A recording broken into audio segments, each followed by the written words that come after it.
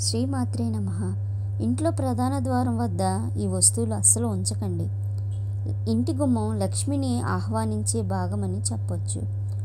అందుకే ఇంటి ముందు భాగమైన గుమ్మాన్ని సరిగ్గా ఉంచాలి. అంతేకాకుండా కొన్ని వస్తువులు పెట్టకుండా చూసుకోవాలి. ఇంటి గుమ్మం ఎప్పుడు కూడా వెలుగు ఉండాలి, చీకటి అస్సలు ఉండకూడదు. దీనివల్ల నెగిటివ్ ఎఫెక్ట్ వస్తుంది. ఎక్కువగా వెలుతురు ఉండేలా చూడండి. వీలైతే కొన్ని లైట్లు పెట్టడం మంచిది.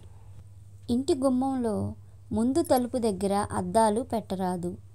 ఇది నెగిటివ్ ఎనర్జీని తీసుకొస్తుందని నిపుణులు చెప్తున్నారు. సాధారణంగా ఎండిన వాడిపోయిన మొక్కలు పెట్టకపోవడం మంచిది. దీనివల్ల దురదృష్టం వస్తుందని వాస్తు నిపుణులు అంటున్నారు.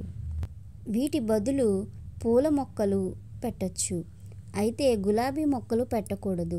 వీటిని కూడా గుమ్మానికి ఎదురుగా కాకుండా పక్కన పెట్టాలి. ఇంటికి ఎదురుగా కత్తులు, గొడ్డళ్ళు, గుణపాలు వంటివి పెట్టకపోవడమే మంచిది. విరిగిన వస్తువులని ఇంటి ముందు పెట్టడం అంత మంచిది కాదు.